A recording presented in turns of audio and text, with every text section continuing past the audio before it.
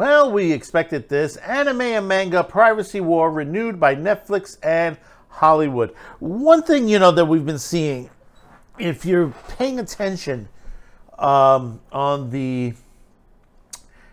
anime chat rooms and manga chat rooms, is that Japan is fighting heavily back.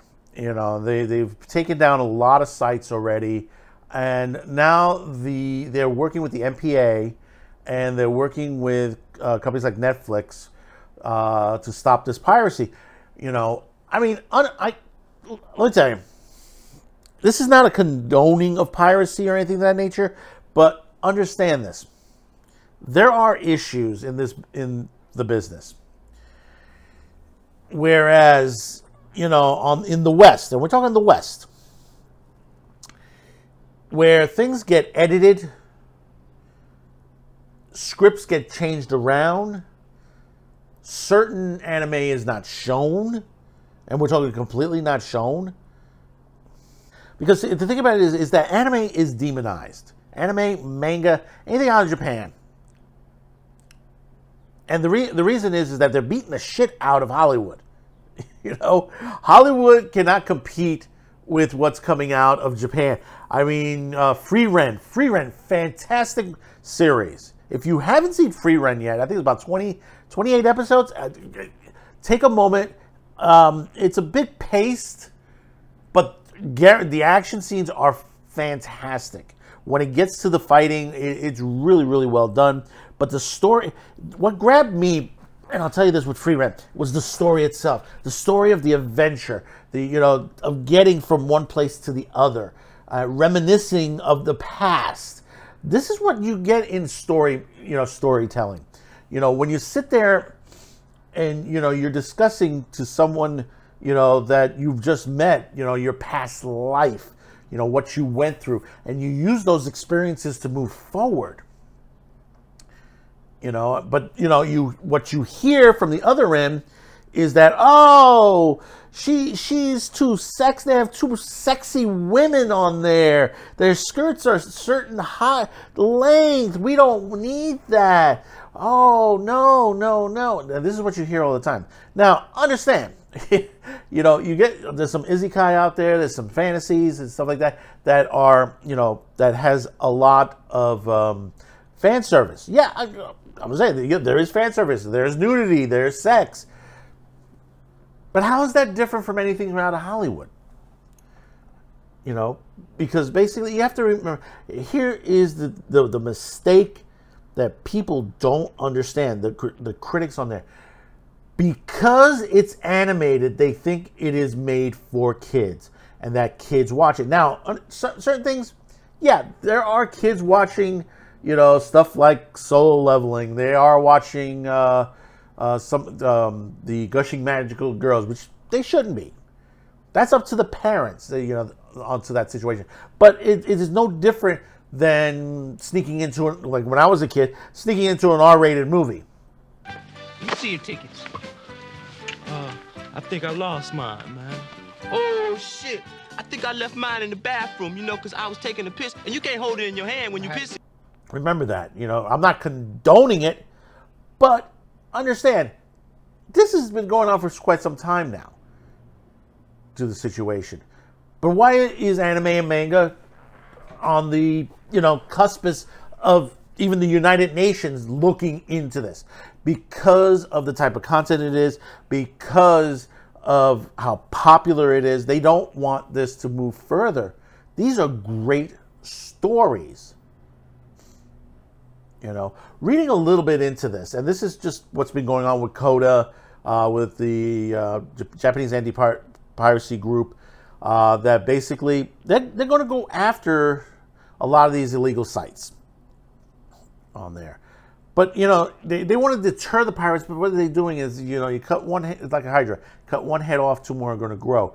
Because there are people out there that can't get their product, or basically their product is edited. The funny part is, a lot of the subtitling are, better by some of these pirates than the people in the West. These people should be hired You know, that's what the thing is. These studios, Toho and all that, should hire some of these pirates because they do a better job at putting out their material. But we're going to read a little bit of this out of CBR. The ongoing fight against anime and manga piracy has been renewed. The Japanese anti-piracy group CODA has signed a 2-year extension with the Motion Picture Association of America, vowing to continue its efforts to deter pirates. Now, the one thing is that I don't trust the Motion Picture Association of America, the MPAA. Why? Because they're looking at trying to bring back the Hays Code. They're trying to push that back in, which, if you know anything of history, the Hays Code was deemed against the Constitution. It violates the Constitution. This is what the MPAA and other Hollywood groups are trying to do. They're trying to change. And like I said, DEI, that is a violation. Because, you hear they say, well, there's not enough minorities in making movies. I said, oh, sure there is. I mean, you had Molly Ringwald the other day says, well, they don't really make these movies, that represents other minority groups like they did with the white. John Hughes did with the white. Sure they did. Sure they did. Cooley High and Juice and, Boys in the Hood. They exist. When I hear that they say, well, we haven't broken the ceiling, there haven't been that many women directors. There have been women directors since the 1930s. There was a black studio. The first black studio were in the 1930s. Things have already been done in the industry. The problem is people hide the history of it. Continuing on, via Torrent Freak, the Content Overseas Distribution Association, CODA, has renewed its long-standing 10-year partnership with the MPA for another 2 years. The deal will continue to see groups working together to develop new remedies for the problem of online copyright infringement worldwide. Oh, I'm so scared.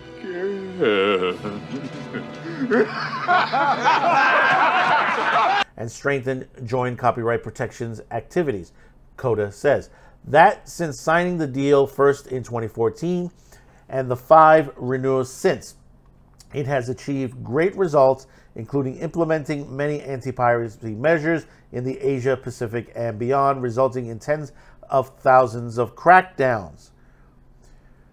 CODA's enforcement page reveals in full cooperation with the MPA as well as local law enforcement agencies in countries such as China, Hong Kong, and Taiwan.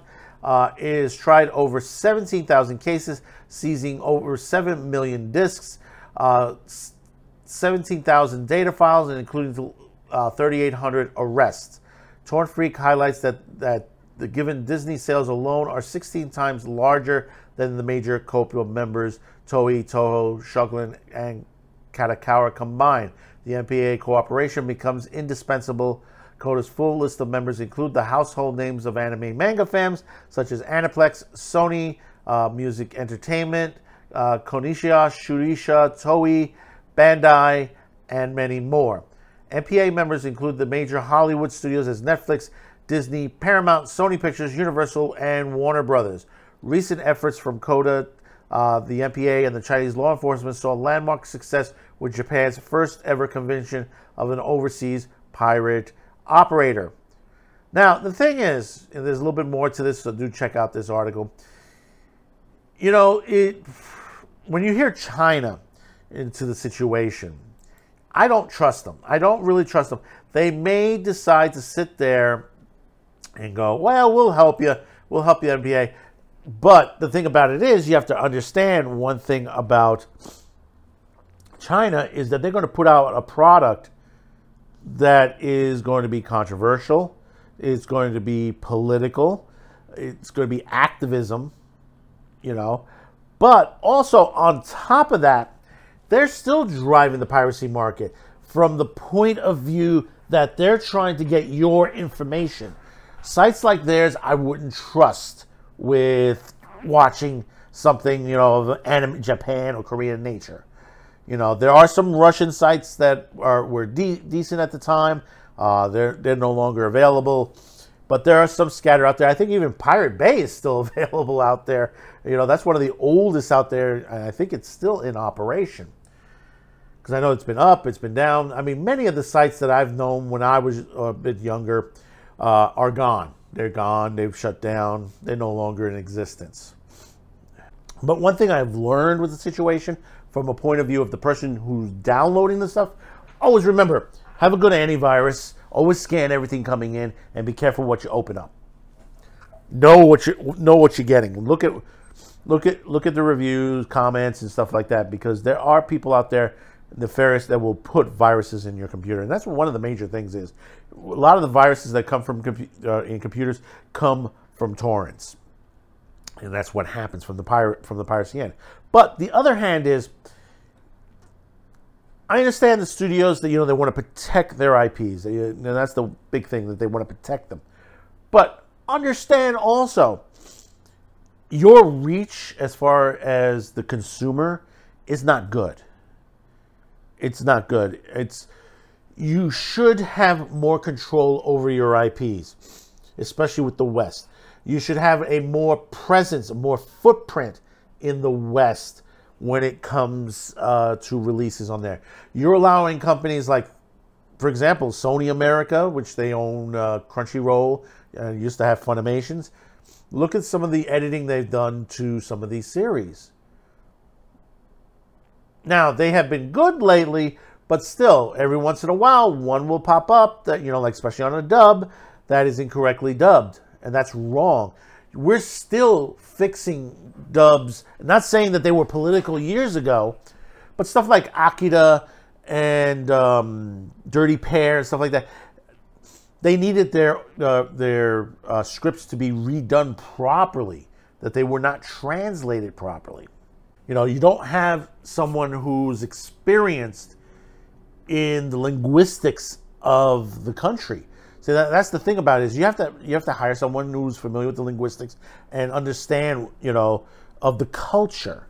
See, people say, well, it's a direct translation. It's like, see, you might as well use your phone to translate the script. I mean, really, that is one major issue. Like the other issue is that, you have these people that are voice actors that shouldn't be in this business anymore. Your job is to act the character role that, similar to what's in Japan. That's what people like. That's why subtitle versions of a lot of this anime are watched more than dub versions. Yeah, that's right. It is because of the situation of a lot. I mean, there are good VA actors out there. There are a lot of people out there that do the job that they're paid to do. But you have a lot of them that are not doing the job that they're paid to do. They think that they could change things around. No, don't change things around. You wouldn't like it if an American movie was changed around in Japan or in China, which China does all the time. You see the posters, Star Wars specifically, on there, Black Panther, how they changed the poster on there to, to cover black people, because they don't like black people. Not saying all Chinese people don't like black people, but, as far as the Chinese government, they want to put, hide black people in the films there. That's why they don't, they do what they do, This happens all the time, and you don't realize it does until you hear about it from someone who says, hey, listen, look what they did. But the other half is that, you need companies like Netflix and Warner Brothers, that they're pushing more and more, working with the anime studios overseas. I mean, you're seeing a plethora of good anime that's starting to come out, but also you're seeing some bad come out as well, as far as the animation process too. And that's the other thing is, some of these people are not getting paid what they're supposed to get paid. And that's another issue from direct on there. So there's a lot of issues when it comes to it. But the thing about it is, what they get criticized the most on is the content itself and basically the characters. Like they say, well, I don't like the black people of Dragon Ball Z. They're not done. It's a character. It's a character. I don't like that they used young girls in situations. No. It is a caricature. Understand that. It's not, you have, vampire girls that are 2,000 years old and they look very young. That's the way the situation is. You know, hey, listen, Interview with the Vampire, where they had Kristen Dunst. You know, she was playing a vampire that was, you know, a couple of 100 years old in there, walking around, you know, trying to be sexy and all that. You know, nobody had any problem with that. The same thing, you know, like other American Western series, Big Mouth. You know, there have been times in The Simpsons, Family Guy, and many other series on there. You had that French movie that came out, you know, that 10-year-olds gyrating, you know, live action on there, and people, you know, criticize that, but still on Netflix, on there, and nobody that criticized anime and manga criticized those things. So tell me in the comments below your thoughts about this. I mean, I don't see piracy ending anytime soon. As much as there are people out there that want to see this product, and the thing about it is, take it from this point of view. The companies don't realize it boosts their sales. It boosts their sales of their T-shirts, their gear, you know, statuettes, and many different things on there, because they're going to go out and buy them. And you know, the physical media business is still strong in the anime and manga. Manga does very well, especially in the West, when it comes to book sales. It does very well. So what does that tell you? Even with the piracy, these companies are still making a lot of money. So comment, like, share this video. Hopefully today's the day I've earned your subscription.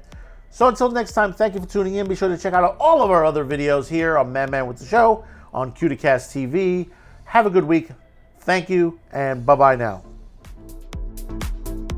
Thanks for watching, commenting, and sharing this video. And if you haven't yet, please subscribe, as this helps the reach of this channel.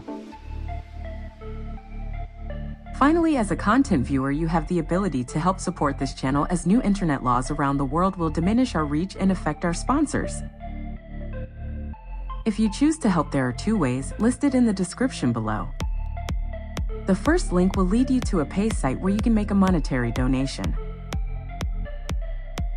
The second will lead you to our gear shop, where you can buy shirts, mugs, and other gear. Discounts will be listed on the site.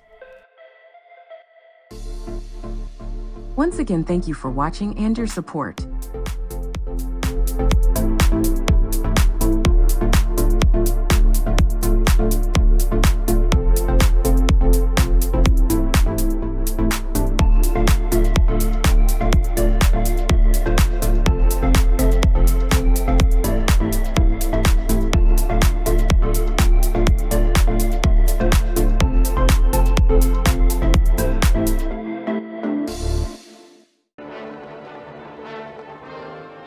Video piracy. Man the guns and prepare to defend borders.